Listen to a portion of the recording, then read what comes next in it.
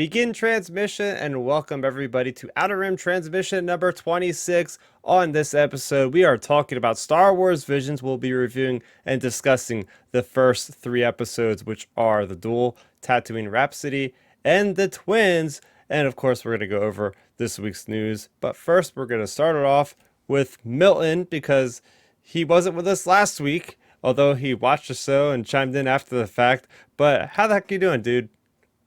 I'm good, man. Just been busy like always, doing the adult thing. Other than that, look, I appreciate being back on the show. You're right, I wasn't here last week. However, I always take the opportunity to listen to the show when I'm not on it. You guys always bring the funny. You guys always bring the knowledge to talking Star Wars. I thought you guys had a really good conversation last week from just talking about like just some of the fandom stuff and the toxicity from before, but how things are changing. I thought that was a really good conversation, so I really do appreciate that fans are starting to see more of that, I guess, togetherness when it comes to Star Wars.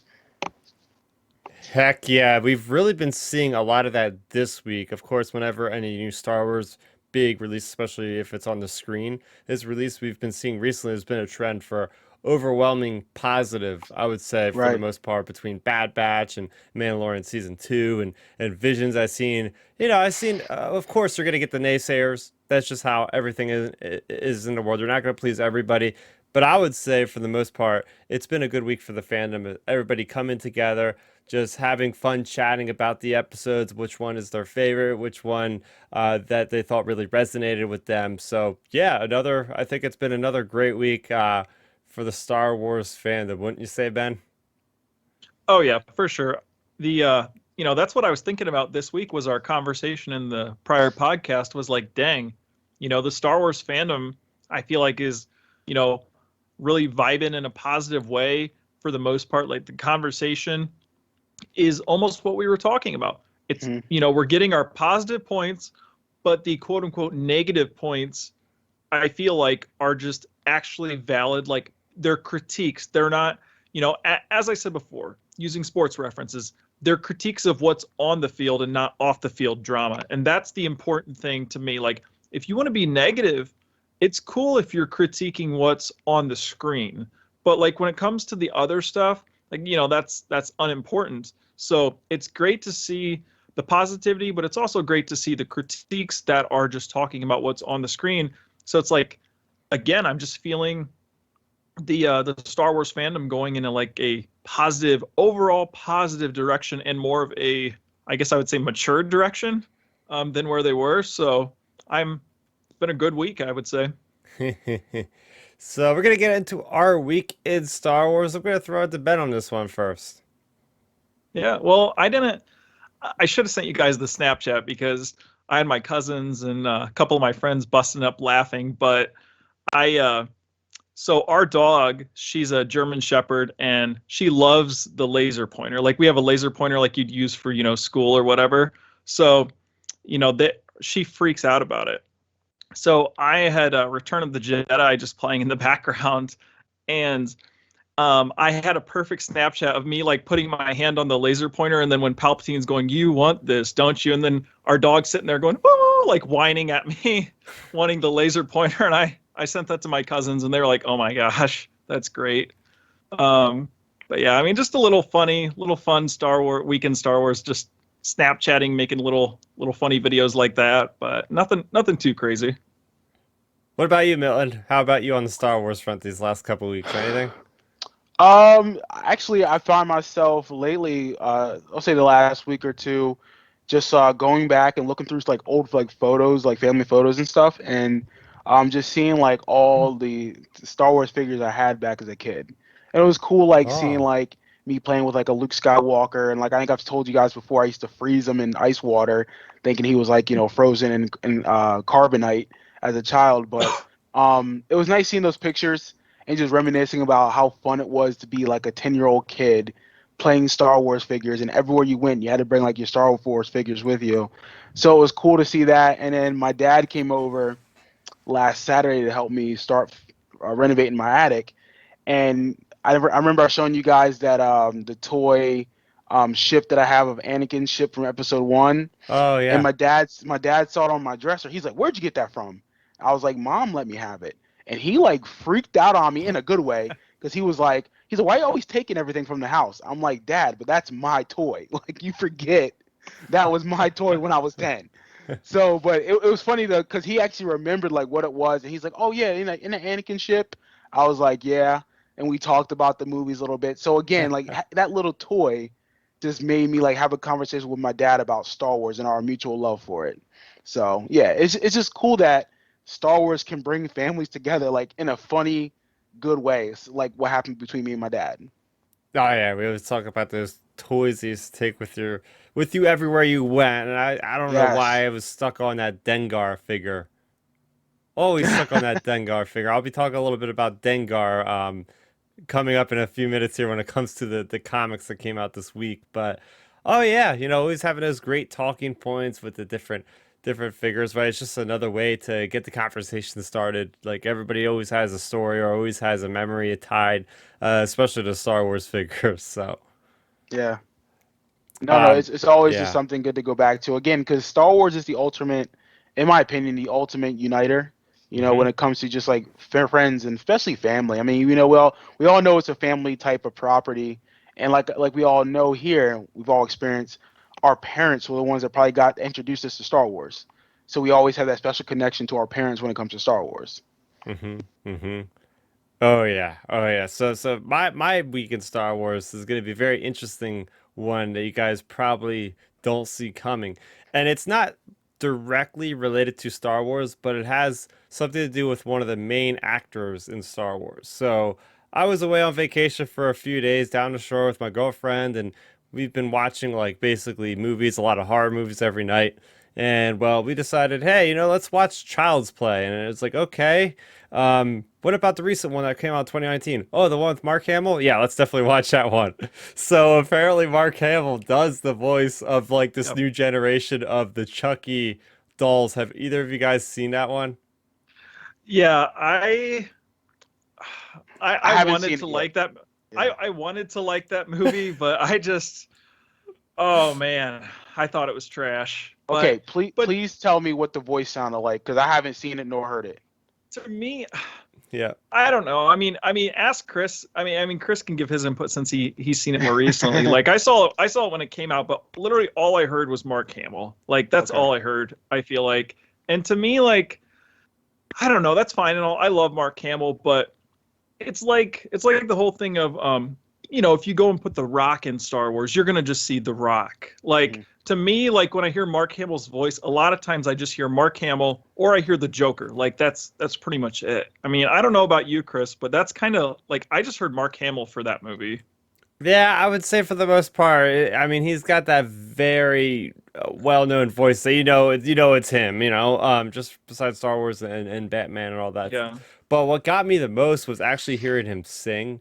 Like I've never Hmm. actually heard Mark Hamill sing before because like the Buddy One is basically this new version of Chucky and it's like this huge culture thing where everybody wants one and there's like a theme song tied to it. So of course he sings the theme song on multiple occasions. But I mean, just giving a quick review on the spot here, I would say I really enjoyed it. I've never really seen this child play movie like all through. I know there's several of them Yeah. at this point, but it had a lot to say besides like the horror slasher film. It had a lot to say about, the stories of we've got many with like Terminator, The Matrix. Like, hey, what happens when you put too much stock into machines? Because like these buddy little things were basically like connected to like Amazon's cloud. So like they can connect to other devices and control other devices. So by the end of the movie, you see drones getting controlled, slicing people. You see other drones getting other buddies getting controlled by Chucky's buddy, and all this kind of stuff. Where it's like, yeah, looking at it, it's like technology is a great thing, but then things like this can go down and really wreak havoc. So I was thoroughly entertained. Would it be something I would put on, right away, comparing it to some of the other best horror movies out there? No. But I had a good time, but it was just funny because, like, I'm so used to just seeing Mark Hamill as Luke Skywalker. Just to hear him as Yeah. a killer, Right. creepy doll was just hilarious for me. Oh yeah, I definitely could believe that. Like I said, I haven't seen that particular movie, but it's kind of like it reminds me of whenever and I know this is a Star Wars podcast, but we're talking about other properties here. But do you remember he did Wing Commander, like the video games back in the day, and they did like those like cut movie scenes in the movie or in the video game, and how I mean, which was cool, I guess, at the time for how they were making video games. But even when I see like the Wing Commander like cutscenes, I'm thinking, oh, that's Luke Skywalker. Like I Yep. know it's Wing Commander, but that's just a 10-year-old. Yeah. That's just a 10-year older Luke Skywalker version to me when I see Mark Hamill playing that character in the 90s. So it's just like, all right. I mean, again, it's hard to unsee him as Luke unless he does like the Joker voice, or like other like voices that are like animation. Yeah. All right. So there you go. That was our week in Star Wars. Before we get into the proper show here, I have a quick update to our podcast. I'm very excited to reveal. I just got this in as I got inside the house today. Our very first piece of merchandise, and hopefully the camera can pick this up. We have pins. Yes, it does. Nice. Nice. It's So awesome, man. I'm pretty happy how these turned out. I got them from Sticker Mule. We don't really have any way of selling these or any kind of shop at the moment, but what I got them for is for Comic-Con's celebration for New York Comic Con coming up literally in 2 weeks. So basically for now, they're just, if you guys see me at the conventions, I'll let myself know clearly, or let you guys know clearly that I'll be at a convention for sure. I'll be shouting from the rooftops. Come find me, and I will have bags of these things. You can find me, and I'll be happy to give you one. And yeah, it's always fun going to conventions again now that the convention circuit's kind of ramping back up again. I decided it's about time. So I also have other things in the works as far as marketing, promotion stuff. So I'm just really excited to kind of get back out there and kind of get into that whole convention craze because Right. I've been missing And that's it, you know? what in 2 weeks, the New York Comic Con. Yep, that'll be in 2 weeks, Yeah. October 7th through the 10th. Okay. As far as I know, the only Star Wars presence we're going to have, which is a cool thing because I haven't seen him yet live, is D. Bradley Baker is going to have his own panel for an hour on Friday afternoon. So you better believe he'll be talking a lot in different dialects, different characters, especially on the heels of Bad Batch. But obviously, we know he's. Every time I watch an animated feature that has nothing to do with Star Wars, I see his name on there. Even in a lot of video games, I see his name on there. I'm like, how is this guy as busy as he is to be involved with all these other properties? So I'm really looking forward to that panel. I think he's going to make a really entertaining hour, just talking about maybe the history of how he's been involved in various things. Right. That's pretty cool. That's what's up. Yeah, he's always been a hell of a talent. I mean, whether it's from Star Wars or other properties he's been involved in, because I know he's been involved in a lot of like other animation stuff. And it's cool to see like once you see his name, it's like, oh, he was that character. Yeah. And it's crazy how these voice actors can put their range out there, and you don't even know who they are half the time until you like see their names. So that's cool. Heck yeah. So on YouTube, you guys can find us at youtube.com/StarRaptor. We go live just about every Friday. Sometimes we do pre-recordings just based on people's schedules, like this week, for instance. But for the most part, we go live every Friday at 9 o'clock. For those of you that want to listen to us after watching us, you can do so on Spotify, on Apple Music, on Google Music as well. Just search simply Outer Rim Transmission, and you can find us there. So out this week, we have 2 comics. That's just about it. We have Bounty Hunters issue number 16, which has some pretty cool Dengar stuff in there involving Ballard Valance leaving him for dead on an iceberg floating out in the middle of this sea, and getting saved by Deathstick. But we also have the first of, I believe, 5 issues of this certain miniseries called Ghosts of Vader's Castle. And it's really neat because it's tying with Halloween. Every year, Kevin Scott has been putting out these miniseries of comics that delve into Mustafar and different kind of stories that relate to like the good old like Hammer horror classic films like Dracula and, you know, zombies and mummies and all that kind of stuff. And he twists it into a Star Wars feel. So for this week, we had Dawn of the Droids or something like that. I forget. I think it's something like that. But basically, they go to this planet and it's set during like the Clone Wars era. You got Padme, you got Anakin, C-3PO, and even Jar Jar's in there. And they go down to this planet wondering where everybody is. The next thing you know, the droids become possessed, including C-3PO, and they're all trying to get everybody. So it was a really cool story, and it's perfect timing because next week we have the Terrifying Tales from Lego. So Star Wars is really just kind of amping it up when it comes to the good old spooky Halloween stories, just in time for October. So very cool stuff you guys can pick up at your local comic book shop. So our first story of the week comes to us as a rumor. It's not confirmed, but very good sites, very reputable sites are reporting on Quantic Dreams. Used to be a first-party Sony PlayStation developer, is now a third-party developer, and it's said that they're working on a Star Wars game. Now, these guys generally in the past have worked on games like Heavy Rain, Detroit 2 Human, which are very narrative, story-based games where they're almost like a Telltale game, if you guys are familiar with that, where it's basically like quick time events where your action sequences aren't really you controlling the character, but more or less like basically pressing buttons at certain times, button prompts, but also a lot of dialogue, a lot of dialogue tree navigation. Everybody's got a slightly different ending because the consequences based on the choices they have made. So that is what they've traditionally been working with. But according to Kotaku.com, their source is telling them that it's going to be more of a kind of open world Star Wars game. They said the game will have more traditional action gameplay and possibly even open world and multiplayer elements, which is very interesting because it's like, okay, you get this group of developers that are renowned across the industry for pushing the envelope like in those kind of story narrated games, but to kind of maybe go a little bit more out of their comfort zone for the first game being a Star Wars game, I don't know if concerning is the right word, but it definitely has me intrigued in a way where it's like, okay, I'm curious to see how this is going to work. Again, this has not even been confirmed by Lucasfilm yet or anything, but apparently they've been working on this project for like 18 months already. So very interesting stuff there. Do you guys have anything to add in on this as far as like Quantic Dreams maybe making a Star Wars game on top of all these other awesome Star Wars games we've had? We've had a lot of video game news in the last couple weeks here. I think it's a really good sign, just because us three, we've talked about it over and over and over again, how it feels like they're barely releasing games, or it feels like the games, they're getting bootstrapped.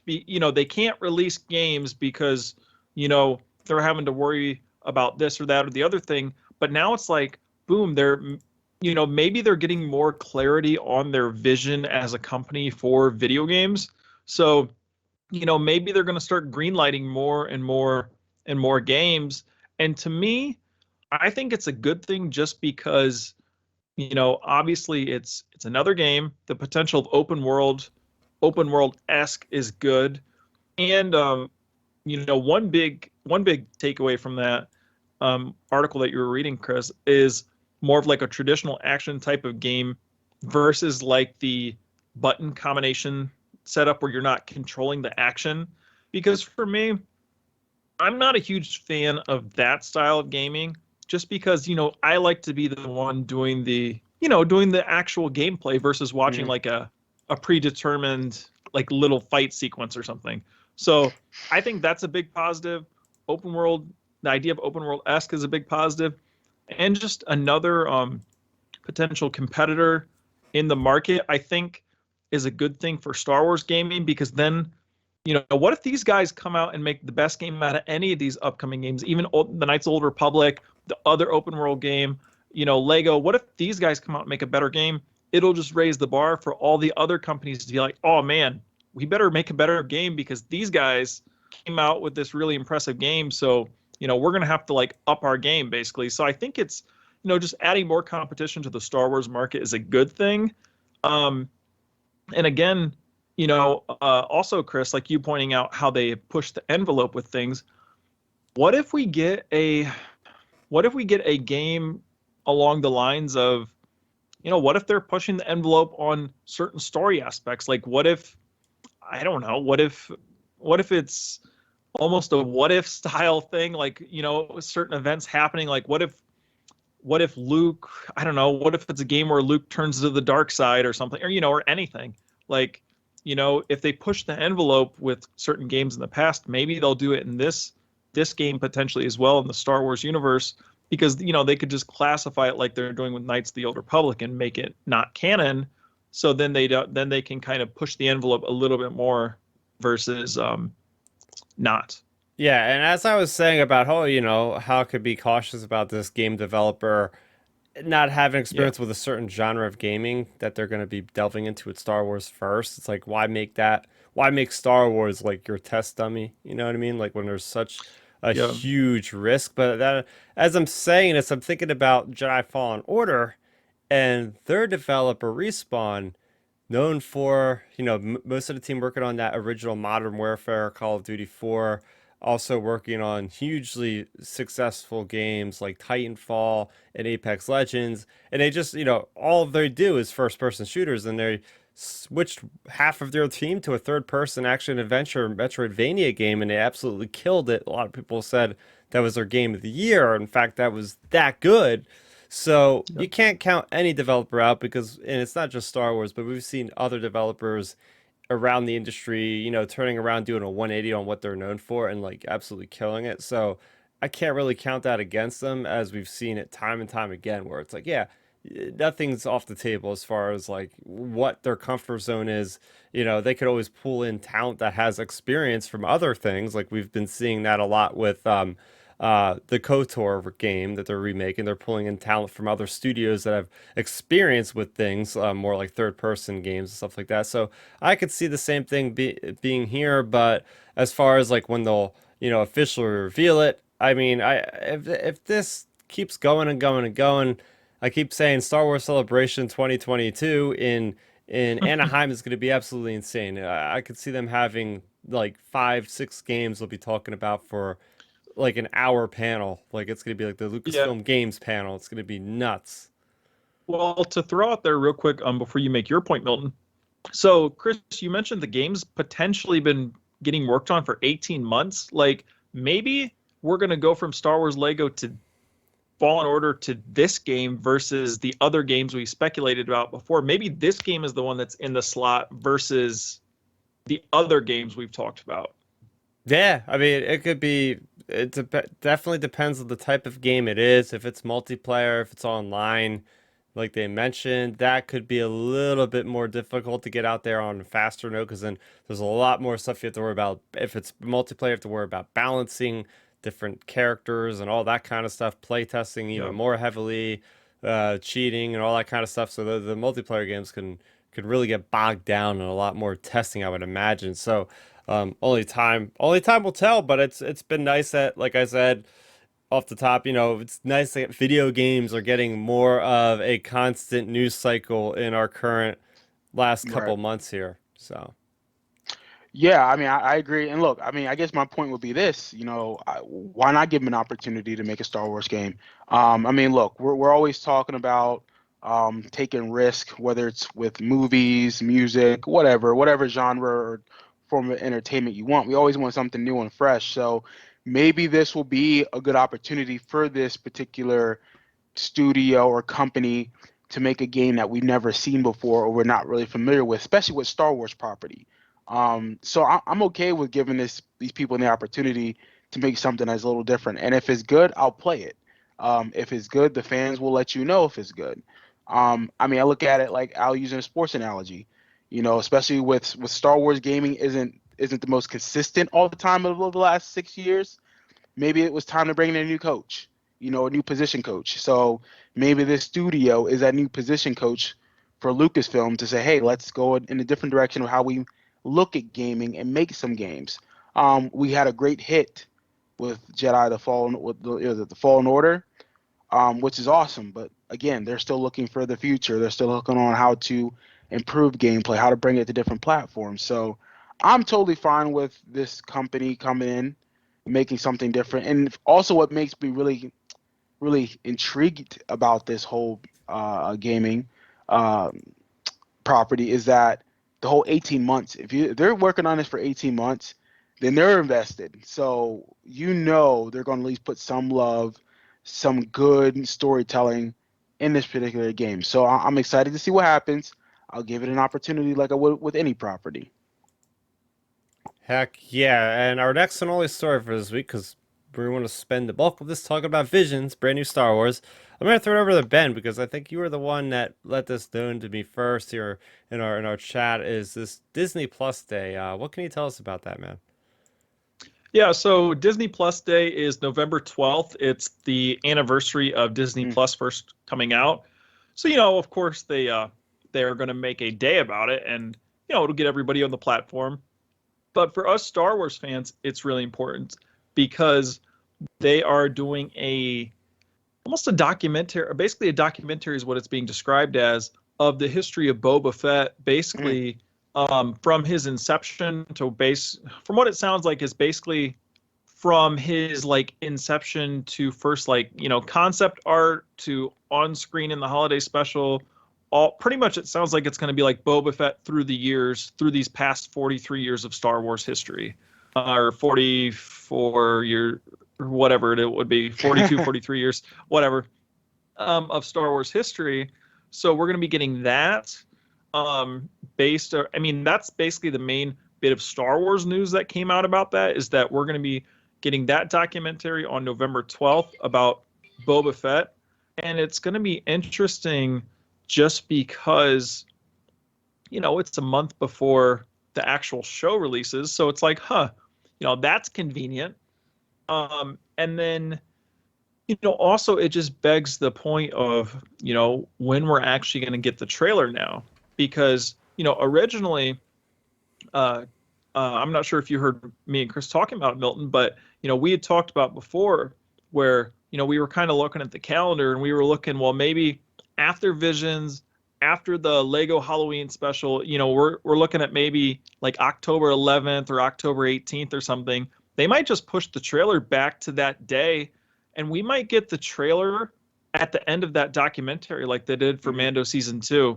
Right. So I think there's a chance we get the trailer then. But the documentary itself is going to be interesting because it's not just straight up Boba Fett.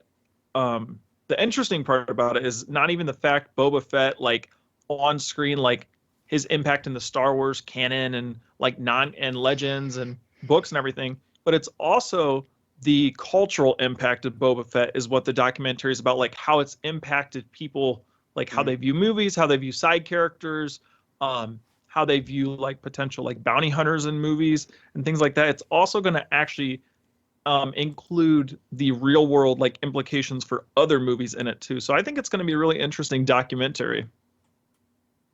Yeah, Yeah. that sounds pretty dope to me. Listen, I think Disney's smart to tie in to their Disney Plus Day anything with their two hot properties right now, Marvel and Star Wars. So it's smart for them to bring in more viewers, or even just make it a day of that, to say, hey, you know what, we're to show how much we care about the people who are local or loyal subscribers, but also hardcore Star Wars fans. Hey, let's give you a documentary on a character that's that's universally loved, and we're getting more storytelling about him currently, which makes sense for marketing purposes to tie in the trailer to this, or like say, hey, if you want to see, or when you watch this, look out a week from this day of this release, we're giving you the Boba Fett trailer, so like it's just smart marketing. And it's Disney, they know what they're doing, so it makes sense to me. So I'm fine with this. It's pretty cool. Yeah. Well, to bounce off that point, Milton, I think again it's what I've complimented Star Wars over the last few weeks and few months in general. I feel like with a lot of their content, a lot of their decisions they made, all the different things we've heard about the different series, whether it be the things that have came out about Kenobi or Boba Fett or Mando or any of these future pieces of content or Visions, or even the Legends releases every month, the audiobooks and stuff, like all of these different things, to me, it's finally Lucasfilm. Like, I can give props to them, when they deserve it, and this is definitely one of those times, but I can give props to like Lucasfilm and Kathleen Kennedy and all the people involved for finally being more self-aware. Like they're being more aware to the fandom. They're like, oh, you guys like this character? We'll just give you a documentary about him. Yeah. Whatever it may be, like an hour long or something. We're going to give you this documentary, unless it's going to be a multi-part thing. I'm not sure, but it's like finally they're being more self-aware with the fandom, which is so nice. Also, it's going to be really interesting. Speaking of being self-aware to the fandom, they hired a new head of PR there, and that's going to be interesting to see how fandom continues to engage with Star Wars. But yeah, I just think this documentary is a sign of them potentially, also being more aware to the fandom and what the fandom is actually wanting. Yeah, I think this is great timing to put this thing out a month before Book of Boba Fett, because Boba Fett is a character that's tattooed on people's legs. People are obsessed with this damn character. And for having a show called The Book of Boba Fett, it's like, why is this character so significant to get his own darn Disney Plus series, right? Like, and there's been always this like mysticism, this mystique about the character, this mystery about the character. And I think this is a great chance to show the general massive audience, like, why do people care so much? What is the obsession with this character? And then it'll help them understand, like, oh, this is a big deal that they're coming out with this Book of Boba Fett series, and I'm sure they'll talk about it a whole lot on the documentary to get people hyped up to want to tune in. So I think it's about time that Lucasfilm like acknowledges Boba Fett as far as like from like what Ben was saying, from a community, from a fan related experience, and tries to Right. help these people understand what the craze is all about. Oh, Absolutely. I mean, I think, Ben, you make a great point about self-reflection or self-awareness for Star Wars and Lucasfilm. I mean, you got to give them props for that. I mean, again, all their series Yeah. shows thus far have been very significantly well received when it comes to that, because again, they're giving us content and characters that we want, and then they do introduce new things and new characters, but also too they're bringing in new creators, they're bringing in new people to the staff. I mean, again, they understand that we want people that love this property, and we're taking the time to get people to love this property to make these films and these series. Could we have said that in 2015? Probably not with confidence. I mean, they were bringing in just directors and bodies, it seemed like. Yep. However, I think with what you're saying with Boba Fett, with the documentary, like, and Ben, or excuse me, Chris, what you said about, just overall Lucasfilm and how they're viewing things and embracing fans and everything, like, that's a good thing. So I think the self-reflection and self-awareness is significant. Which I guess, Chris, I want to jump in and just interject here. I know an article came out this past week about Marsha Lucas and her whole like I guess critique of Kathleen Kennedy and J.J. Abrams with the Star Wars sequels. And again, the article, it is what it is. But in this case, I have to say, Kathleen Kennedy has done a good job in the sense of rebounding from where the sequel trilogy left people at that time. So again, you have to give Kathleen and her people props for allowing these creators to come in and make good stories and restoring the faith. And this ties back to last week's episode, how you talked about the fandom being more united and embracing Star Wars and being less negative about things. So yeah, I mean, it's great to see this. Heck yeah. Yeah, so it's good to have Kathleen Kennedy, whether or not you like the decisions she's made in the past, but she has to basically approve everything Right. that goes out, right? So yeah, some of the stuff maybe it has been a miss for you, but I'm sure there's been probably something that most people have liked in Star Wars since 2015. So again, making the Yeah. choice Well, to bring these people in, it really just comes down to it. Yeah. oh yeah. Well, I was going to say, just to throw out there, I mean, if you think about it this way, they opened their live action TV series with a no-name character. Mhm. Like, that, Kathleen Kennedy had to greenlight that.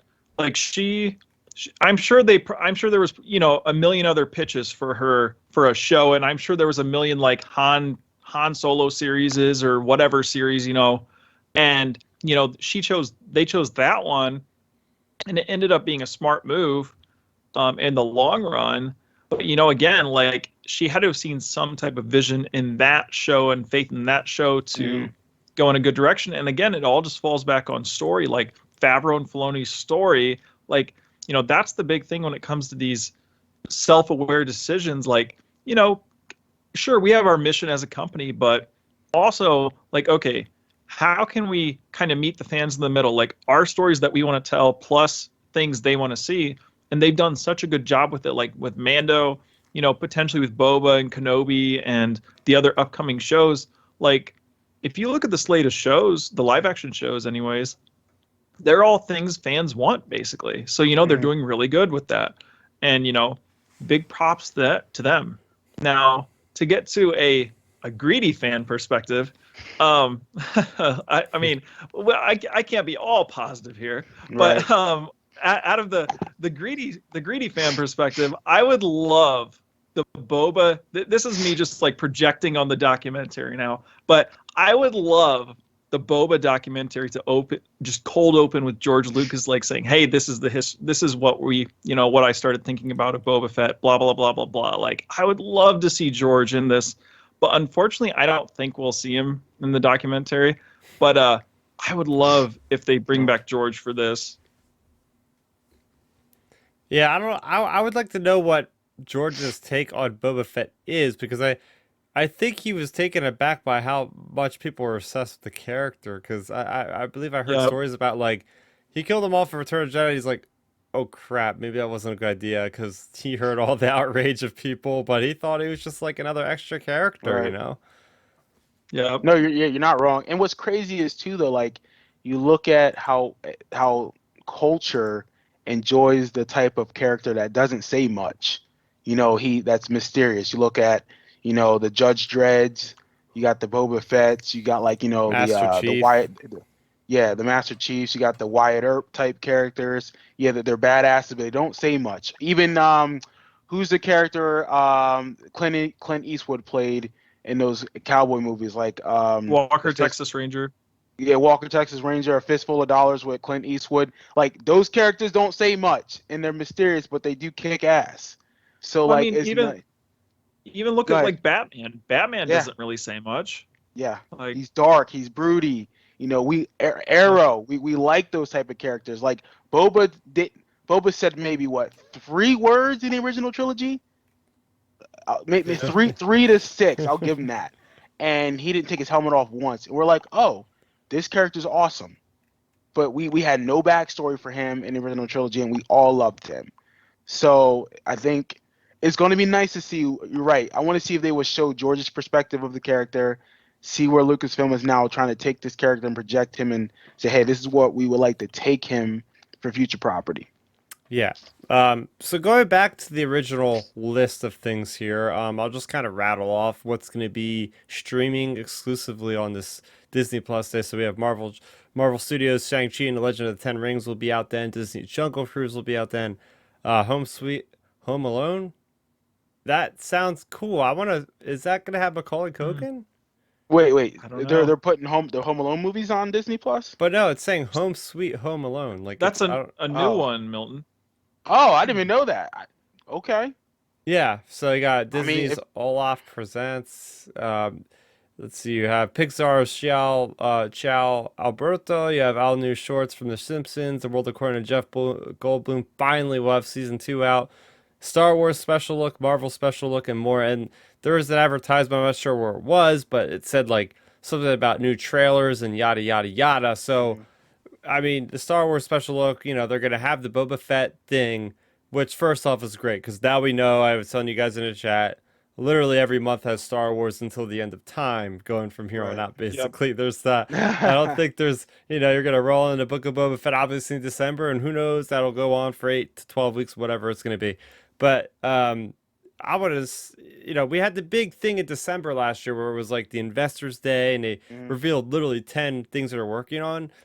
Do you think they're using this as a platform just a month early this year to like give us a lot more? Like besides Book of Boba Fett, do you think like maybe we'll get like a teaser for Kenobi, because I do believe that we'll have the first trailer for Book of Boba Fett before this. I Right. think we might get the second trailer by this, but definitely in October they'll have it out. But hey, Yeah. maybe they could release the Kenobi trailer or teaser or something like that as well. I could see this being like a soft opening, kind of like a restaurant in a sense. Like they do like a soft opening, then it's a grand opening. Now are they still doing? I guess my question is to, I guess, finish my answer. Are they still doing an investors meeting in December this upcoming year?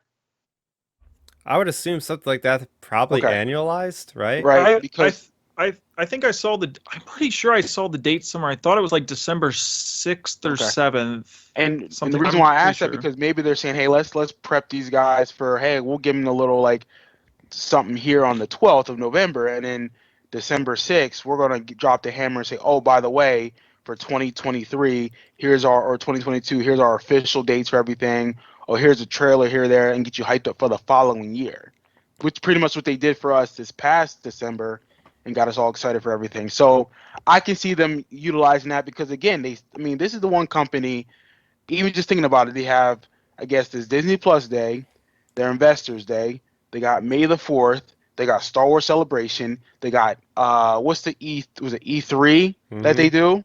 I mean Oh, D23. D23. D23, yeah. So they have multiple days throughout the years where they can just designate just for their company or for various properties. So I could see Star Wars Lucasfilm saying, "Hey, let's just utilize the days that we have that are our days to show our properties." And again, I think that's just smart because again, we're talking about it.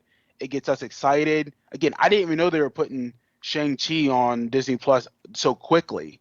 And I'm like, well, I haven't even seen the movie yet, so I'm going to be waiting until to see it until they put on Disney Plus. So Yep. I'm excited for stuff like that. I'm excited for what potential new Star Wars that we're getting. You know, that Investors Day thing was awesome last year, whether it's from Marvel, Star Wars, or other Disney properties. Like it was just dope to see that they took that time to say, hey, this is for you guys. It's like our own little mini convention, kind of like their Mm-hmm. answer to DC Fandom.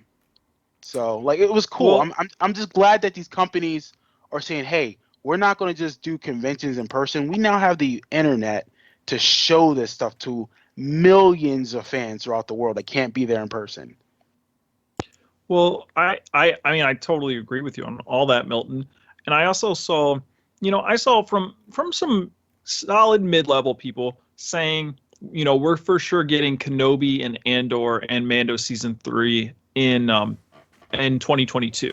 So to me, I think honestly, the way things are going to go will be this. I think we'll have I think the first one will be Andor. And the reason I say that is this. So I think for this November 12th thing, the Disney Plus Day or the Investor Day, I think we'll get a first look at Andor, and that'll be the only thing we get. I don't think we'll get any Kenobi stuff. I don't think we'll get any Mando season 3 stuff whatsoever. And then I think Andor will be like the late winter, early spring show, like the February, March, or April type show, and then boom, Star Wars Celebration, and I think we'll be getting the Kenobi, probably the Kenobi trailer at Star Wars Celebration, and I think Kenobi is going to end up being the summer show. I think that'll be like the July, August, somewhere in there, September, give or take. However they want to slot it, because it's only 6 episodes, so it could be July or August or September. And then I think Mando will be the holiday show. But I do think the way everything's starting to fall, because I don't think they're gonna not. They want Kenobi saved for Celebration, in my opinion. That's your home Mm-hmm. run. That's your big hitter. You show a trailer, you have Darth Vader come out of the shadows or something along those lines, have a couple shots of Kenobi, boom, the crowd goes crazy. So like I think Kenobi's safe for that. So that makes me really think Andor season 3 or Andor season 1. I think the trailer for that will be either November 12th or like the Disney Investor Day. That seems like a really good analysis because we do have to take in control or take in understand that we're getting all these conventions on top of what we didn't get last year. So we got Celebration, like Yeah. you called, for Obi-Wan. I think we might also be getting D23. this year as well, and I think that's in August. So you know they're going to want to hold stuff for the people that are there. So maybe they'll show Mando season 3 stuff at D23. So each thing has a purpose, right? Oh yeah, and speaking of Mando season 3, that's another thing. It's what, today's December 23rd ish or 4th, or not December, September. Um, I believe they just started filming a few days ago. Is when it was supposed to be. They were supposed to start filming around September 19th or 20th. Is what what's his name? Who plays Moff Gideon? Oh, Oh, Giancarlo Giancarlo. Esposito. Yeah, John Carlos Esposito.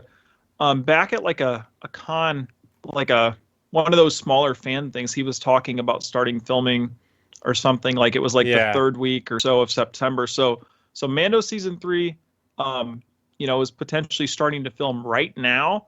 Hey, that's another point right there. So we for sure aren't going to get a Mando season 3 trailer in a month and a half from now. So I think there's a really good chance we get a look at Andor too.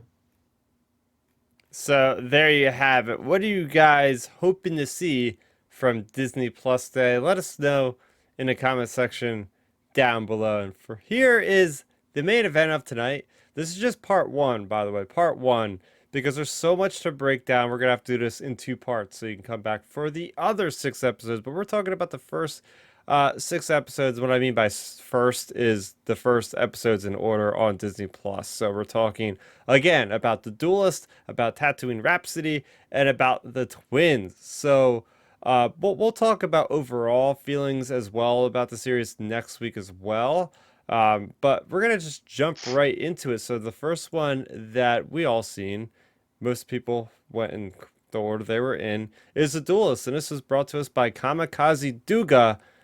And man, oh man, like this is one hell of a way to start Star Wars anime for the first time, officially with Star Wars Visions, because I had like my jaw like just like slacked open, like, whoa, what am I watching? Like it's got the Star Wars feel, but it is something that I haven't quite experienced before, and just so much attention to what has come before, what has inspired, Star Wars with Kurosawa and the Seven Samurai, and just the mysterious figure, and its surprises at the end when he has the red lightsaber. But just seeing like the beginning, and I was kind of like an idiot when this thing first started, because it was interesting. I was watching this with my girlfriend at the time, and no one has ever really watched me from her perspective, like seeing this guy just going crazy about Star Wars, that is more of a casual fan, watching me as a hardcore fan, like going crazy. But I was like, oh no, I think there's something wrong with the TV. Like, why is the TV doing that? And she's like, she watched anime, and she's like, no, that's how it's supposed to look. I'm like, it looks like there's like film like things on the screen. I'm like, Mhm. oh, relax, just that's how it's supposed to. I'm like, oh, okay. I'm getting a crash course on film and anime all at the same time here. But as we got further along, I'm starting to call stuff out, like, oh, there's a Trandoshan, or oh, there's a Tusken Raider, and there is a Doug that is in a freaking probe droid slicing people up. Like, this is awesome Star Wars right here, and it's done in such a masterful way, where again it's taking some of those themes of Star Wars that it was based off, like the Man with No Name, Mhm. kind of like Mandalorian with Ronan, and just walking through the village and just seeing how everybody's acting. But like, just like the original Star Wars films were, it was like everything was used. Everything felt like it had been through a war, like the way the bandits were just loosely wearing the armor of this previous empire. Like it made me like so much want to learn more about this. And good thing is we are getting a full-blown novel from Del Rey in a couple weeks here. That's going to give us, I think, the continuation of where we see in the story. But I like how the story focused on this character in like just on a random day in his life. Like it wasn't any necessary like huge like galaxy ramification event that's gonna reverberate and affect everything. It was like, no, this guy was just here helping some people out from some bandits. It was just like this. Let's take a lens, at this certain point in time, and just like look at this environment. Mhm. So yeah, I just want to hear what your initial impressions were on the duel. Right. Yeah, so I guess I'll start. I really, really, really enjoyed this episode. And here, what's crazy is how it started off with the like black and white animation with like the, like you said, the squiggly marks in the TV. The first thing I thought was Kurosawa and a lot of those old films, how they would look like that, how the picture would look like that graininess at times with that black and white look to it. I was like, oh, this is perfect. This is so dope because I felt like I was watching the Kurosawa film. Like, okay, this makes completely sense to me. And then I thought, I don't know if you guys ever seen the Afro Samurai movies or show with Samuel L. Jackson as the voice of the Afro Samurai. Chris, if you like this duel, you'll like Afro Samurai. Because when I watched this episode, I was like, man, this feels like Afro Samurai to me a lot. So I saw who it was written by. It's Takashi Okazaki, is how you say it. So then I went to Afro Samurai. I'm thinking, oh my god, he wrote the Afro Samurai stuff What? too. And I'm like, no wonder this felt like Afro Samurai to me. Oh, So I was like, oh, this feels so similar to the Afro Samurai. And Ben, you know what I'm talking about. Like seeing how it was how this Ronin was carrying himself remind me of the Afro Samurai. I love the visuals of this particular episode. I love the music to the mm-hmm. episode. I love the overall story. The lightsaber duel was fire. Like first of all, I was like, wait a minute, like what type of saber is that? And it was connected to like the umbrella thing, which we never seen before. And then my thought goes, we need this duel thing turned into an actual series. Like I need this into like an 8 episode miniseries because I want to see what's going on with this Ronin. What's like, and what's crazy is this takes place like 20 years after the fall of the Empire. So I'm like, oh my god, it'd be cool to see what that world would be like. And it felt like it was our world we were watching. Like to me, I just got the feeling like, okay, that's Earth. Like this is our Earth, Ah, and this is what Star Wars would be like here on our Earth during that era of the Empire or post Empire. So I love this episode. I'll probably watch it again, but I was like, whoa. I mean, I legit said whoa a couple times. I'm like, oh damn, that's crazy, or wow, they pulled that off. Like yep. I just loved it. Again, this is great storytelling and Mm-hmm. great Star Wars being told, and it's not like it's very traditional. However, it's very different too in a lot of ways. That's what I loved about it. Yeah, Ben, initial impressions on the duel.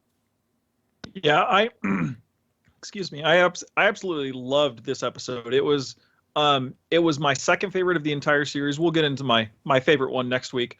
But this one I thought was phenomenal. Like, echoing everything Milton said, I thought it was designed really well. Again, as you both said, it really reminded me of like the Kurosawa style films and things.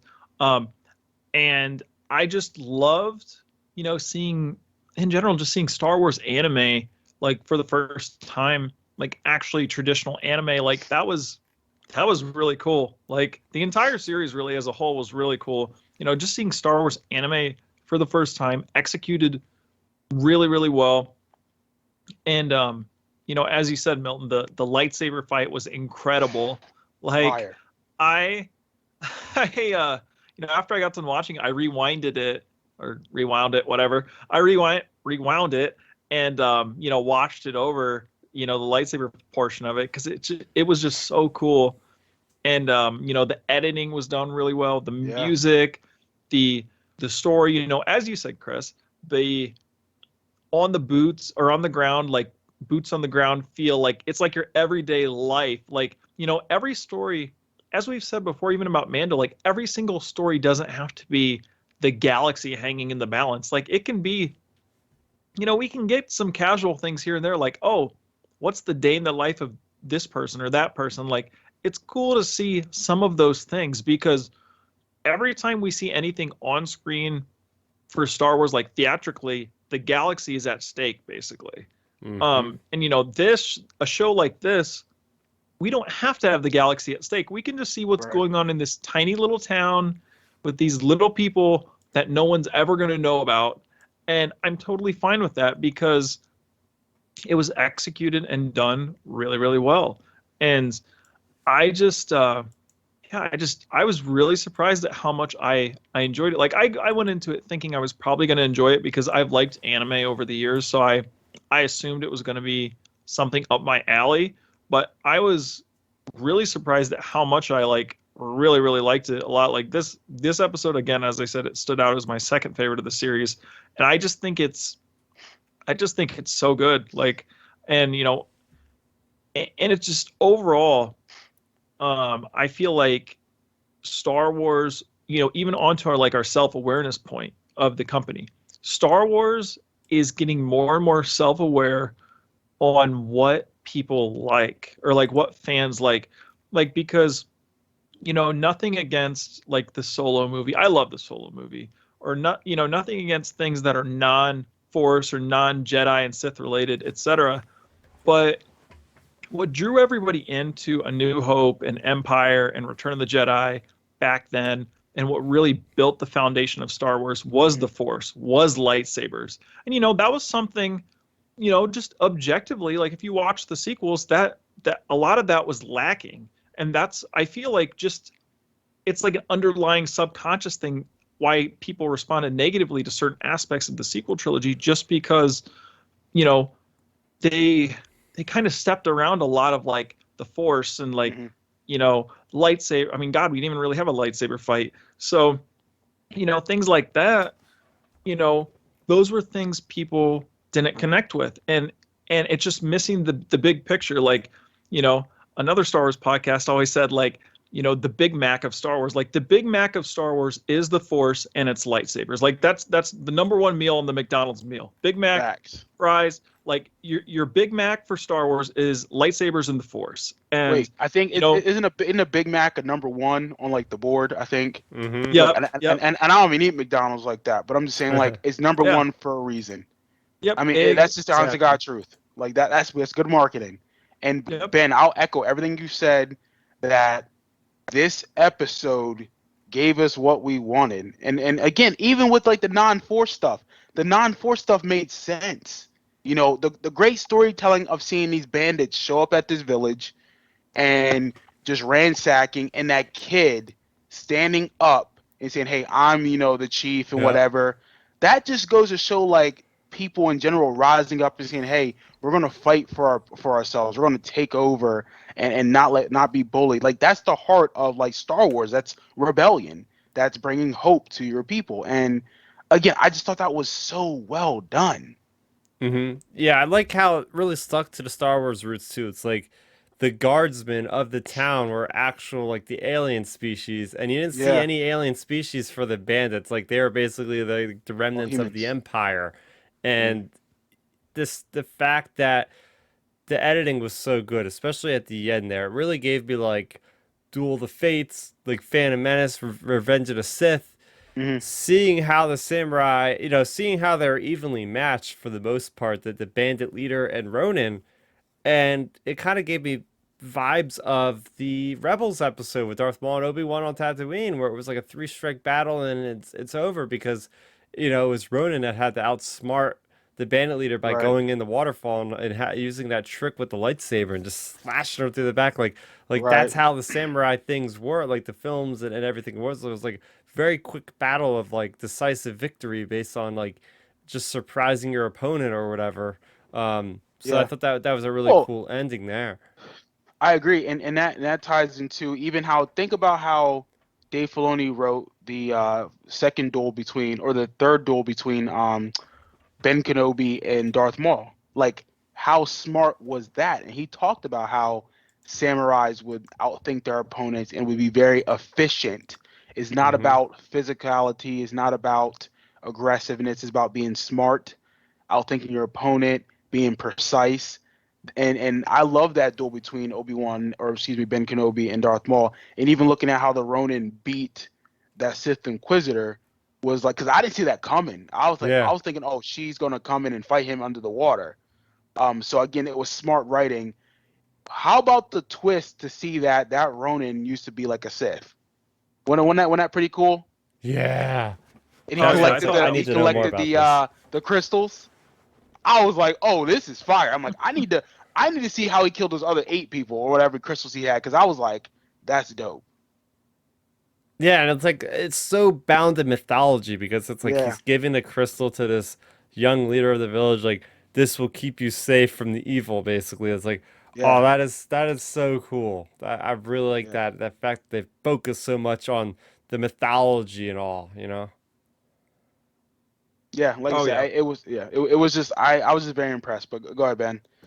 Oh yeah, no, I was just gonna say I mean I agree. Like the mythology is a big part of Star Wars that makes Star Wars Star Wars. Like, you know, people people may not connect with certain parts of Star Wars that don't incorporate the mythology into the storytelling because, like going back to the original trilogy, a lot of what we connect with are your typical mythological tropes of like, like Luke, the hero's journey, like, him running into certain people along the way, like uh, I think in the hero's journey, like it's like the wise old master or whatever. Like that's the Obi-Wan character, and then you run into like the jester being 3PO and R2, like different tropes.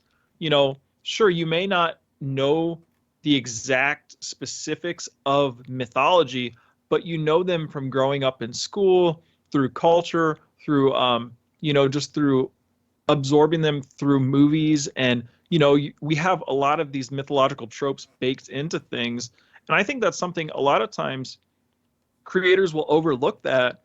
And a lot of times that's why some movies just don't connect with people Hmm. because we can watch a movie and you can tell if it connects. Sure, you may not have the exact history lesson on mythology 101, but you can tell if it connects, and that's just the underlying like subconscious, like you know your brain basically remembering all those mythology lessons and like those different things you learned as a kid or growing up. Like those are different things that are baked into us as people over all of these years of storytelling. And that's something Star Wars does so well, and that's something they did so well in this episode. It's just the a lot of it's baked into this episode and in this series as a whole. We'll get into that as we continue this podcast and the next one, but they did a really good job with it. Yeah, so overall, just final thoughts on the duel. And I'm sure we'll talk about this in future podcasts to come because I'll say right now it's definitely going to be one of the standouts. There's a reason why they let off with this one is it's gonna shock you. It's gonna pull you into the anime world and medium with a way that it's gonna be familiar, but at the same time very evocative of something of Eastern culture. But final thoughts is this thing's fantastic. It really just hyped me up. The familiarity with the influences of Star Wars shown back to give appreciation to the one of the original inspirations of Star Wars, Kurosawa. So yeah, definitely recommend this to just about anybody. I don't care if you're an anime fan or not. I would show this to somebody. Be like, hey, you want to see something really cool with Star Wars? It's only about 12 minutes long. Here, watch this, and try to find a way to say that that is bad because seriously, it was really awesome. Yeah, that episode to me was a and Chris, you'll have to give your rating. I would have to give this episode and just a probably a 9.2 out of 10. Like I thought it was so good. And the only reason I don't rate it higher is like I said, I have a one more episode that's a little higher up for me. But I thought it was just so good. Story, action, editing, the callbacks to Kurosawa, all of that just adds up to like a 9.2 out of 10 score for me for this one. Again, as you said, it just recommend it to anybody who likes Star Wars or would just get interested in, a little 10, 12 minute thing, really cool thing to check out. Yeah, I'll give it a 9 out of 10. Also, along the same thoughts of views, like there's one that I liked a little bit more than this that we'll talk about on the next episode. But yeah, I think a 9 out of 10 is just about what I'm thinking for this one. Very great. For me, it's 10 out of 10 because I haven't seen all of them yet. So this episode Spoiler. is awesome. Like yeah, spoiler. Um, but no, 10 out of 10 for me because oh God, it just sucked me in, man. And Yep. I've always been a big fan of anime, so this like I'm not one of those people who are like, oh, anime's only for kids, blah blah blah. No, anime's for adults too, and they made this for adults. So this is 10 out of 10. There you go. So jumping into Tatooine Rhapsody, we get a rock opera in Star Wars. And first impressions were, I was not looking forward to this one at all. Mm. But man, oh man, was I pleasantly surprised and actually came away with really enjoying this one quite a bit. The whole fact that, you see the opening with Jay, and there's like he's a Jedi, Order 66. He ends up, following this band around with Guy, who is a Hutt, and it had really great messages by the end of this thing, like, not having to do what your family kind of wants you to do, being able to have your independence, be able to kind of break away from the mold like any good punk rocker does, going your own path and paving that. And then looking at this from just, looking at it specifically, this is my kind of thing because I, used to be in that kind of lifestyle where I would be playing shows and stuff like that as a drummer. So seeing Star Wars actually kind of tackle that whole part of my life in a way was really neat because it was like, all right, yeah, we got these guys are touring, they're not doing so great, and it also kind of mixes in Boba Fett. It mixes in.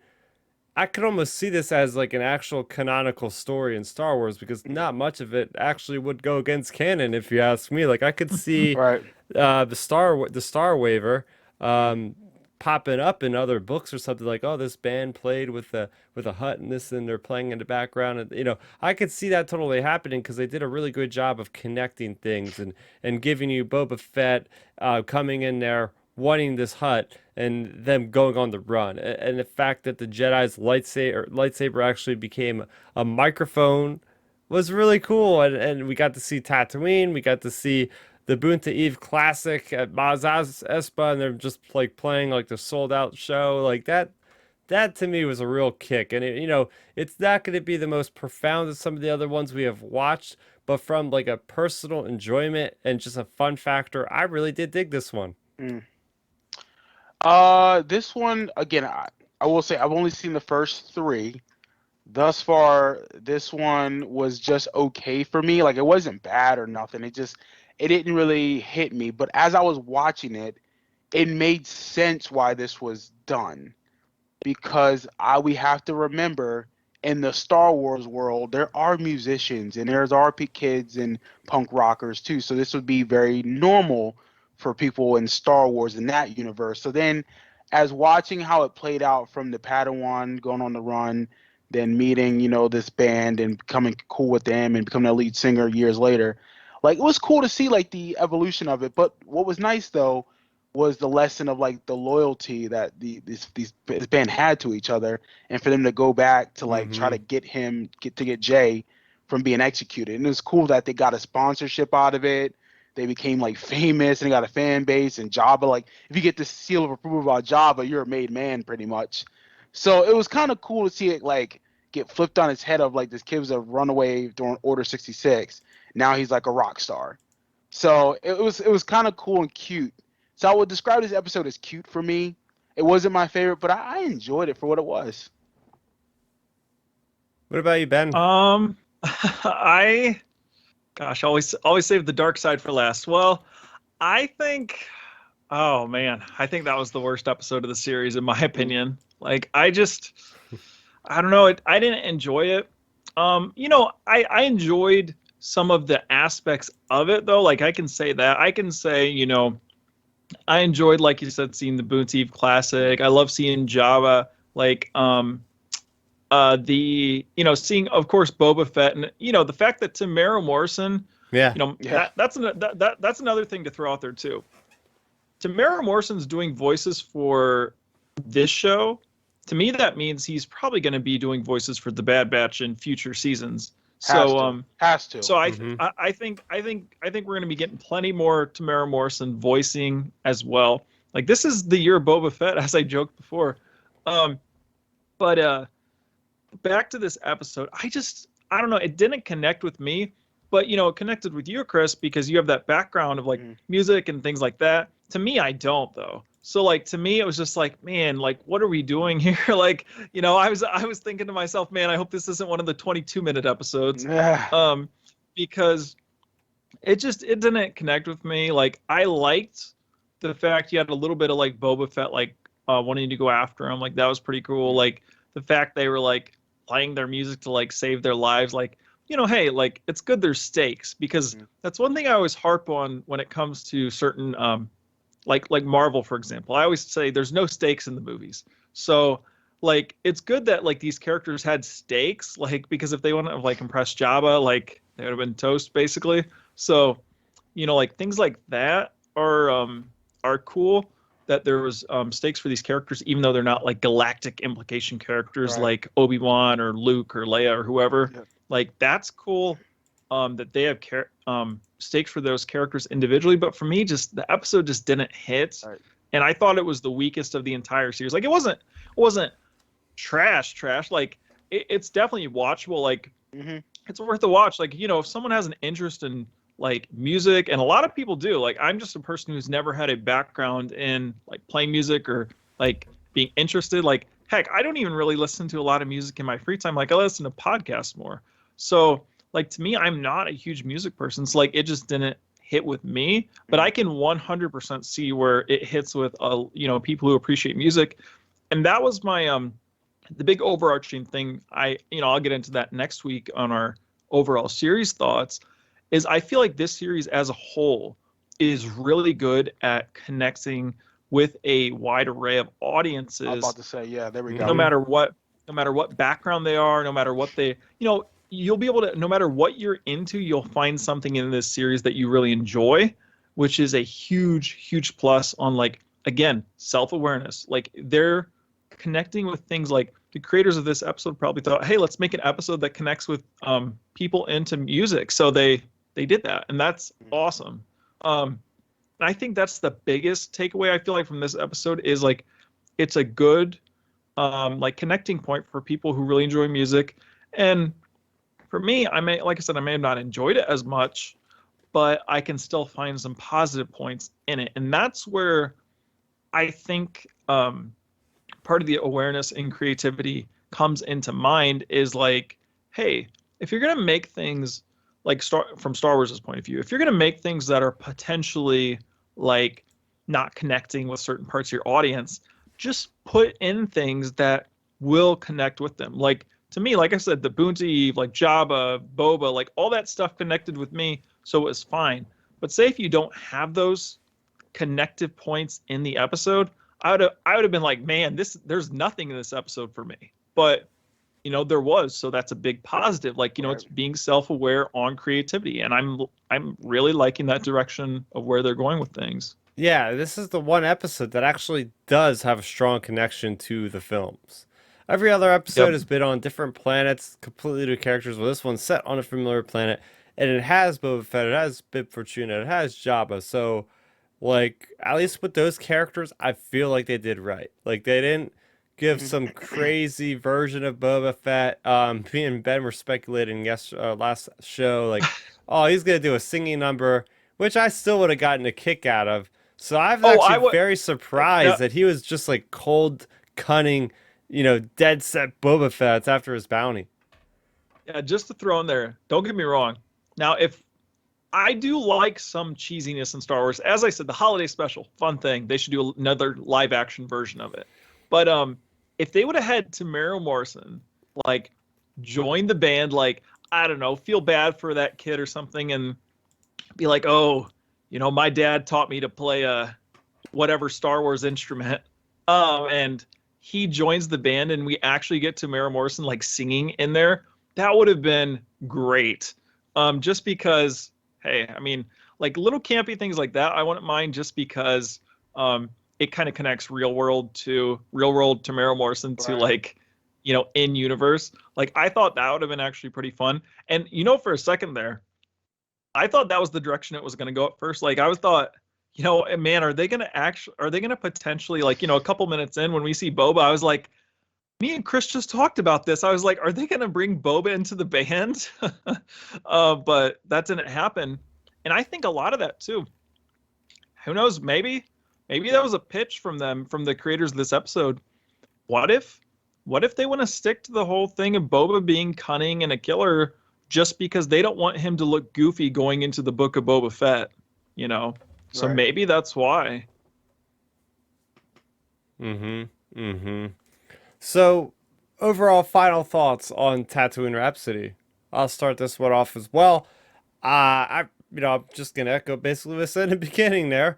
Really liked it as far as from a musical standpoint, but I like what Milton had to say about having those foundational Star Wars themes of like going back and helping others out and seeing the brighter side of things, seeing your destiny play out and being able to make a choice as Hmm. difficult as it might seem at the time, but sticking it through and believing what you truly think is the right thing to do. So, based off of those true Star Wars markers, again, not only, if they took Boba Fett, they took a job out, it would have still felt like Star Wars to me.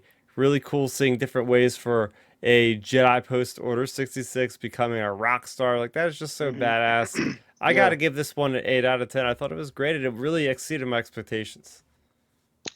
Yeah, I mean, like again, like what I said, I think it was necessary for what they were trying to tell for that particular episode and story. I mean, again, thus far, I got the feeling that I probably wouldn't enjoy this episode as much as it started, and it wasn't my favorite. However, it's not garbage storytelling. It made sense. It told a purpose of the story, and it fit that particular narrative.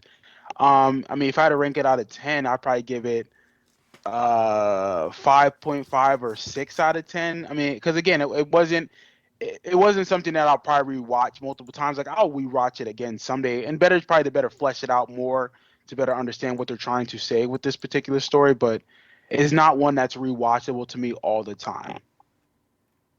Yeah, I mean, those are good points. I'd have to give it a 1 out of 10. No, I'm kidding. Um, I thought the episode was pretty. It was fine. Like I said, it had some good parts, like the boba, like your traditional nostalgia things. Like I thought those were all done pretty well. I liked that there were stakes for the characters. Hmm. I just didn't connect with the episode as well. So to me, I'm falling right in that kind of same range as Milton, like in the 5 to 6 range out of 10, somewhere in there, 5 or 6 out of 10, something like that. It's not horrible. If I'm sitting down and I just have visions playing in the background, or if I just have it just let it play just straight through, I'm not gonna like skip the episode. Like it's fine enough to rewatch it. But yeah, I thought it was fine. 5 or 6 out of 10. All right, so there you go. We got a 5, 6 out of 10. I gave it an 8, and Milton, you gave it what, like a 5, 6 out of 10 as well? Yep. All right, so there you have it. Last one we'll be talking about on this week's show is the Twins. This one is by Trigger, and they've also did another short as well, and is called The Elder. So we'll talk about that next week. But for this week, we're going to end it by talking about the Twins. So the Twins, this one I'll say right off the top was the one I liked the least. I'll be honest with you. This felt like the reason why, honestly, I stayed away from anime as long as I have. This to me was so over the top that I just couldn't get through it. I mean, I got through it. I watched the whole thing, but it was like I was like looking at my phone, like, is this almost over? It's supposed to be what, 15, 16 minutes long? Like, I just wanted to get to the next one because it just seemed so outrageous to me.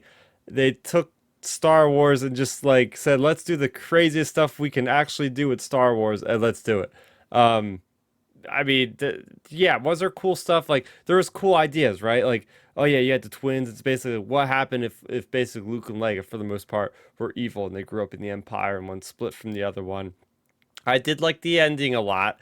I gotta give a credit. What was his name? Kari, right? The main character. Kari, Kari, yeah. Kari. So he was able to kind of make his own path again. A very cool Star Warsy type of theme of breaking the mold. He was made for a purpose. He's stepping away from that purpose and carving his own path in the X-wing with his little droid there. One of the cooler droids we've seen in all these, by the way. So definitely deserves props. But I think like the over saturation of Star Wars, I feel like this one the creators really were like, let's try to cram as much like Star Wars references like in your face. Like the fact that they put in like, you know, I have a bad feeling about this, and like every short kind of bothered me after a while. I was like, okay, we've heard this for like the eighth time now. But it wasn't just that they used like several other things. Like they changed like Yoda's wording on like do or do not. There is no try when he was like on the X-wing. There was another instance of where he did something. They had like every single starship in there. The Star Destroyer design bothered me. Yeah, so like I'm nitpicking like a lot of stuff, but it's just like Mhm. for me like this was just like too overpowering for me. This reminded me Right. like of Star Wars meets Dragon Ball Z. And I mean, I got nothing against people that like Dragon Ball Z. I know you guys love Dragon Ball Z, but for me, it's just like too over the top for me, and that's like why Right. I stayed away from anime because I just assumed like most anime are probably like that sort of thing, and I just don't really like it a whole lot. So those were my overall thoughts for this. I'm very curious on what you guys have to think about this one. Yeah, no, that's funny. I can definitely see where you're coming from, Chris, with being like, especially like the references in your face. Because I got that feeling too. I'm like, oh, yeah, that sounds about right. Oh, that's a movie one, or whatever. However, I love this episode, man. I was so into it. Like, because I love Dragon Ball Z and I love the over the topness when it comes to like animation sometimes, especially good over the top stuff. I mean, I don't know. I think for me, with this episode, it was nice to see we got a very much similar reference about the twins with Luke and Leia, but it was nice to see what would they be like if they were like kids of the Force or the dark side. So right there had me intrigued. I'm like, okay, they created from like the dark side and from the followers of Palpatine at Exegol and all that stuff like that. Again, I love the visuals of this. Like, again, it was over the top, but I think they did that on purpose to show like, hey, this is a different style of Yeah. animation, and I think that's where I have to wrap my head around. It's like, okay, we're going to see different versions of Japanese animation and storytelling of Star Wars on every episode. I think they purposely, I think, talked about that. So I have to always remember, like, we're going to get something like this, especially with that Dragon Ball Z feel. I was fine with it. I thought the story was well done. I thought they were telling a really good story between the struggle between a brother and a sister. I love the sister in this episode. What's her name again? Aim or something? Was it Am or And how do you say her I name? think like Yeah, AM. yeah. I loved her because when he started when they first of all, were they breathing in outer space? yeah, that bothered me a lot. Okay, That's what I thought. that kind of pissed me off because I was like, That's what I was what's like, going come on here? on. Like, she ripped the crystal out of the ship, which Yeah. was like, oh my god. I'm like, that's over the top, like power, right? Again, I love this episode, but I'm just gonna point out the OP-ness of like this episode. Yep. She uses the force Hmm. to stop the ship, and I'm thinking, wait a minute. He's like, no, so and so, that's not a tractor beam, that's so and so. I'm thinking, what? Yeah. And they show that. I'm thinking this is over the top, but again, it's like eating candy. I shouldn't eat candy, but I'm like, oh, keep giving it to me because it's so amazing to watch her pull a ship out of space. And then you see the crystal going through the ship. I'm like, how is it? Because you see her hand. Did you notice this? Go back and watch it. They showed her shadow of her handprint pulling that crystal, which was dope. I'm thinking, wait a minute, she's that powerful where like her hand is like physically grabbing the crystal through the Yeah. ship. Which something like that is just dope animation. Um, but you're right though, like them breathing in outer space, fighting in outer space with lightning, and then I felt like she was dying, but it was a vision the whole time, Yeah. or at one point, which was like, I was like, what's going okay, and then on? yeah, that confused me, and then like she's laughing, like, oh, you think I fear death? That's our Yeah. purpose. And that kind of reminded me of like the Matrix of like, okay, that's our purpose to like be a part of this. Our purpose is to just be one particular thing of like the Matrix. In this case, they were built to be dark side vessels, at this point. And I was like, oh, that was kind of dope, like to see to take that. But you're right, Chris. I can't even hate on you for this. It was very over the top. However, it was so amazing at the same time. I mean, I could not take my eyes off the screen. When they did that lightning thing with the crystal when it broke, yeah, I was like, yep, this is dope. This is what I like watching. But yeah, I thoroughly enjoyed the episode. I can see how people that aren't animation or anime fans can get turned off by this. It makes sense to me. However, it's like cake and candy. Keep giving it to me. I'll keep eating it, even though I know it's bad for me. So it's all good. I loved it. Yeah, that I can echo everything Milton just said. Okay. I thought the episode was awesome. Like the entire episode, I was smiling through the whole thing. Yeah. I literally, throughout the entire thing, I don't know about you, Milton, but when they started like fighting and stuff, like I was like, man, this feels like they're going like Super Saiyan and stuff and Yes. Dragon Ball. I was like, man, this is awesome. I was like, keep it up. Like, this could go on for another 10 minutes, 10, 20 minutes. Like I loved it. I thought it was great. Like this is probably like my fourth, fourth favorite episode of the entire series. Like it was so good. Like I loved the action.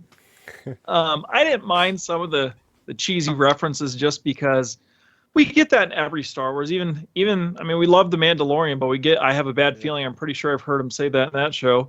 So like, yeah, but that's given at least like once per movie. Like what Chris is saying, like there was references multiple times. I'm like, like again, do or do not. There is no. I'm thinking, all right, but they reversed it. You're they a dark didn't say side it the right you way. ain't Yoda. I'm like, that's on the nose. Yeah, that one kind of stuck out to me. That one's definitely stuck out to me. I was like, man, I don't know about that. Like, no, literally, because I remember like I was watching it and I looked away for a second, and when I heard him say it, I'm thinking, wait a minute, what? I was like, that don't seem right. I was like, okay, whatever. I'll let it happen. This isn't my thing, but yeah. Oh yeah.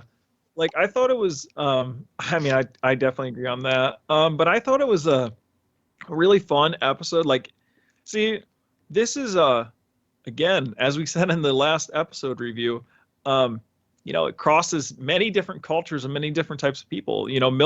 Chris has never been a big anime fan, but then you have, people like me and Milton, we like it. So like we appreciate it and like had a great time with it. The entire time I loved the over the topness of that. But again, I think that comes baked in with like the subconscious of anime, just because it's been going on for so long. Like that is anime. Like basically, if you're watching anime, whether it be Dragon Ball Z, Attack on Titan, Naruto, One Piece, whatever. I mean, heck, even Last Airbender, or is that Avatar? Last Airbender. Yeah. Yep. Last Airbender. I mean, look at even like in the growing up in the late 90s, early 2000s, Yu-Gi-Oh! Yu-Gi-Oh! Was really over the top a lot of times. Oh God, like, freaking Exodia. Exodia, yeah. Like I mean, you have I like it too, the way they're doing it. I mean, this episode, but also just a lot of the episodes really. Like I love a lot of the stereotypical anime tropes, like the cuts to like just the eyes or whatever. Yes. Like I love that type of stuff, because that to me like screams like traditional anime. Like I love seeing that type of stuff. Ben, in this episode, have you ever seen that short film that was like 6 years ago that's called The TIE Fighter, where it was like that rock and roll like that's cool. animation? You know what I'm talking about, Chris? Have you seen it? Yeah. That's what that reminded me of too, this episode. Because I was like, wait a minute, I've seen this style before, and I love that rock and roll like anime version of Star Wars that they did. So again, I'm glad that they are recognizing the different versions of it. And again, Chris, and Ben, I'll let you finish your point. Chris, I know this ain't your thing, but like I said, bro, cake and candy. I'm yum yum yum yum yum yum. I'm eating it all day, because I watch Dragon Ball Z every day when I'm at the gym, when I'm doing cardio, because it keeps me motivated and hyped. Like when I hear Vegeta or Goku or Gohan like powering up or like hitting with a Kamehameha wave, like that's over the top, but it's amazing because the visuals is fire. I get the goosebumps watching it every time, and I've seen it 1,000 times.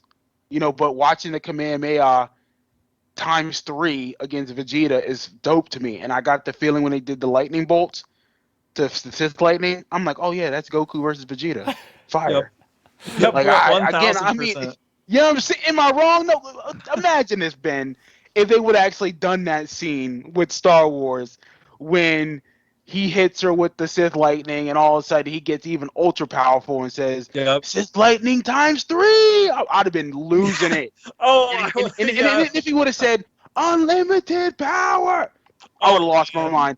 I'd have been like, yep, this is the greatest episode ever. Stop there. Oh yeah, if they would have screamed unlimited power, oh my gosh, I would have jumped up like that. I think Chris would have lost his mind at that point. He'd be like, all right, now that's really over the top. Yeah, like that's where people like me and Milton who like anime, like we definitely like we said, we're like Jabba lining up to a cake bar, like keep it coming, like You're not wrong. we love it. Like I thought it was great. Like, and the funny thing is, I had a similar reaction from my younger cousin. He's really into anime, and he after that episode he texted me, "Holy shit, dude, that was Dragon Ball Star Wars." Like, and I was like, "Yep, that's exactly what it is." And I loved it. I thought that episode was a blast. And yeah, see, so it's like it's good that they have episodes like that because Visions is really kind of like a smorgasbord for anime, right? Like you got the super serious ones that are very much like, Ronin. Then you have the really cool, zany, cute ones, as Villain puts it, for Tatooine Rhapsody. Then you have the ones that are just quintessential. When I think of anime, I think of this short here with the twins. I'm just like, Yeah. yeah, over top, just yelling, people just screaming, lightning everywhere, bright colors, just like just flat faces with like the thing that bothers me always is like when they're talking from the side and they're like their Yeah. mouth is just like a little circle, and it's like Yeah. their mouth looks like it's only on one side of their face rather than Yeah. going around, and they're just like a little. It's just stuff like I was like, yep, this is that quintessential anime. They're throwing this in there. If you like this kind of stuff, go watch Dragon Ball now. You know what I mean? Loving it. Yum yum So, yum yum yum yum yum. Keep it coming. Yep. yeah, but No, yeah, you and know, like, yeah, I yeah. like I said, Chris, I totally get where you're coming from on this. I really do. I mean, again, honestly, I think this would have turned me off if this was like if they made Rey like this in Star Wars, like if they made her overpowered like this, I'd have been like, all right, she didn't earn that. And I think how I'm seeing it from your perspective, Chris, maybe this wasn't earned yet, if that makes sense. Like maybe it wasn't earned from your perspective of like how to go this far with it. And I get that. So I mean it makes sense, but I think like Ben pointed out, it's different aspects of animation. You're showing the different versions of anime Mhm. through the Japanese culture for sure, which is dope. I mean, it's still nice to see. I mean, the visuals was fire. Like you can't deny that. Oh, yeah, they're very, very striking from a lot of the other ones for sure. So final thoughts on the twins. I'll throw it to Milton on this one first. Yum yum yum yum yum yum yum yum yum. Keep giving it to me. I mean, again, you already look. This is a 10 out of 10. This is the type of animation I love. Again, I like the overall story. Actually, I'm not gonna give it 10 out of 10. I would say it's 9.5 because of the over the top references. Like that was like a little too on the nose. I'm like, all right, come on. That's especially the Yoda one. I'm like, okay, that makes no sense. Like what you never met Yoda, so how would you know that? But other than that, I mean, the animations was fired. I love the visuals. I love the conflict between the sister and the brother, which I think is an underrated thing of this episode. I know we didn't cover that much, but like that relationship, because we all, again, I'm thinking, oh, they're just super pure evil. Didn't know that the brother was going to just turn on his sister, but then you saw that he cared about his sister the whole time. He's like, I don't want you to die. That's why I'm doing this. I saw this in a vision. So it's cool to see that. Yeah, they were born out of pure evil. However, there's still good in them for sure. So again, that's another Star Wars trope right there. So yeah, a 9.5 out of 10. Ben? Yeah, I could echo a lot of what you just said, Milton. I thought it was great. Like I love the over the top. I love all the action, just the stereotypical anime tropes. Like I just loved it. Like, the Super Saiyan moment in the episode I thought was awesome. Fire. Just the different camera cuts. I thought those were all done so well. Like I said, the entire episode I was smiling. I thought it was really fun. I like the idea of a potential, like, it's like the whole almost like what if Luke and Leia were through the dark side. Like I thought that was done pretty well. Or like it was done like kind of alluding to that. And yeah, I just thought it was just a lot of fun. Like, I mean, the story was solid, but I just think the overall fun and enjoyment of the episode being so basically Star Wars Dragon Ball, like I thought it made the episode really, really good for me. The only negative I have on the episode is, like the the hitting over the head with the references, like the do or do not thing, but like I love some references in my Star Wars, like to other Star Wars, but like for this it didn't make too much sense just because of, they were on the dark side and that was like a light side quote. I mean, I'm not sure. I may have to check it, but I'm not sure. Did they specifically say do or do not, or how did they say it? Because did they say it in like almost reverse, where it was like opposite of what Yoda was saying? Like, I'm not sure. I don't remember. I It have was to the go back same and listen message. to it. Chris, go ahead, Chris. It was the same message that Yoda would get across, but Yeah. the speech was Oh, different. okay. The words were different. Oh, okay. I think they actually said it like how a normal person would talk. Oh, okay. Well, because you know a point I was getting at. Like, if it's the opposite of what Yoda says, then that makes sense because it's like the dark side. But okay, yeah. So that's definitely a knock on it. Then to me, I would say this episode's probably a 9 out of 10. I would say I thought it was really good overall.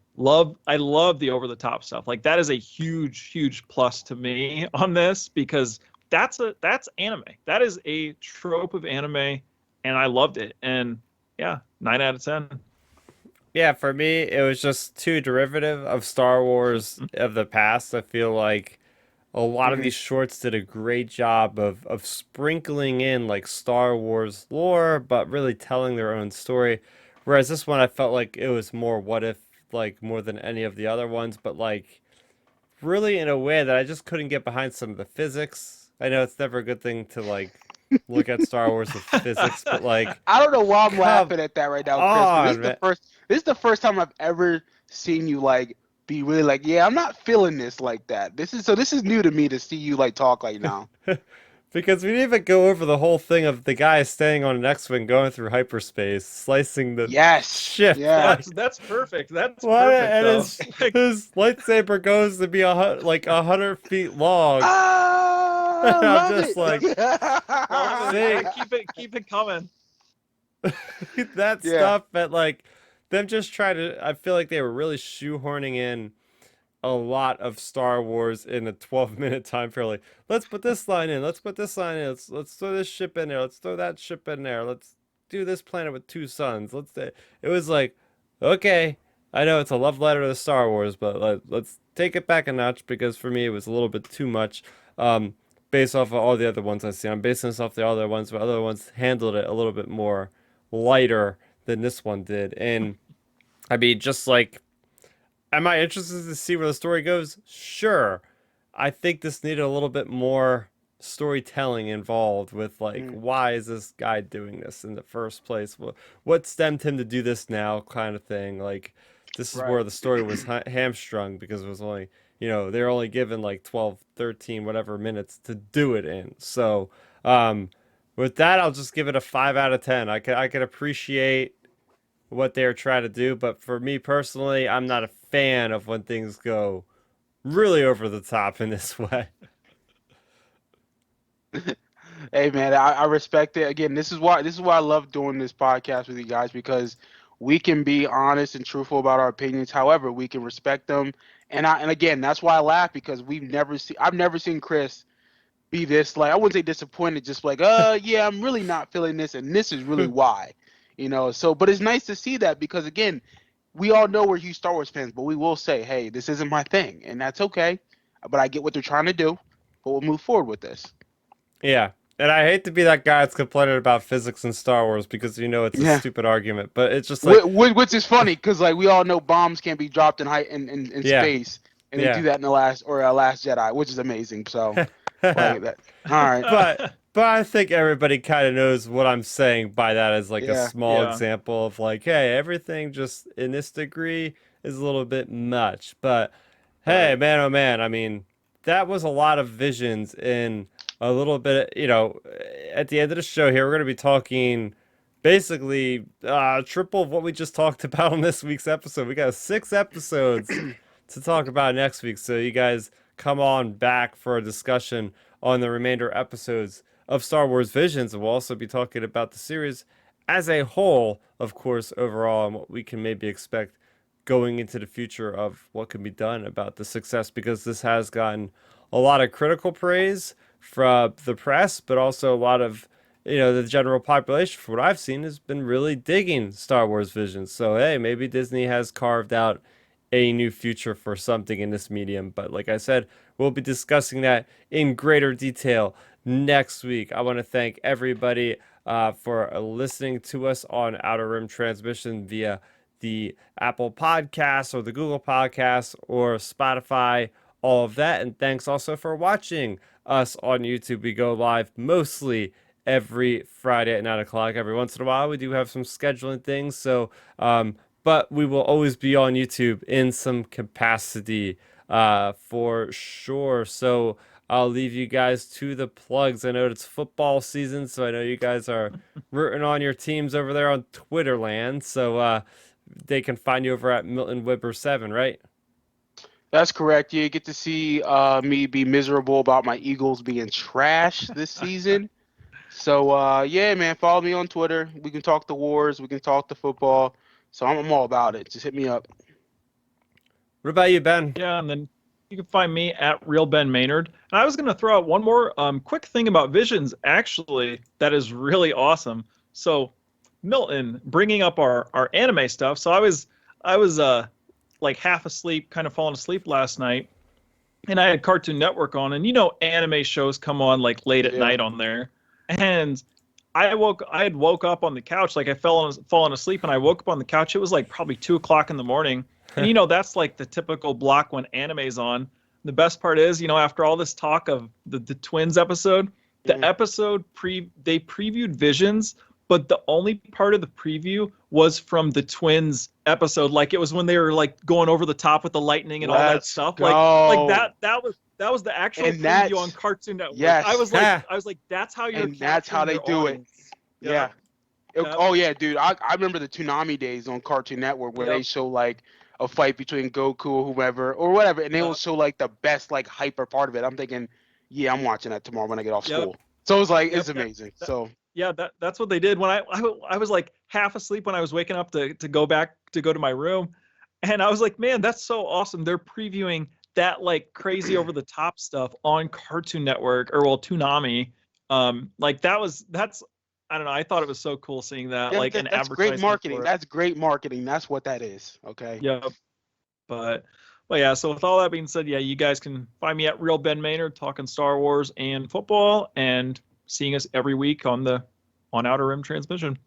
Yeah, and of course you can go to the YouTube channel and make sure you go ahead and subscribe to Star Raptor, because that is where we put this video with the live chat and everything else up there.